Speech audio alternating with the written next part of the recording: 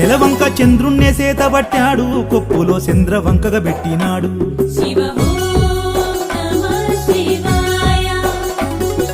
పార్వతమ్మను వలసినాడు తనువులో సగభాగమే ఇచ్చినాడు నెలవంక చంద్రుణ్ణే సేతబట్టాడు కొప్పులో చంద్రవంకగా పెట్టినాడు ఆది అనంతాల కధిపతి వీడు సృష్టికే లయకారకుడు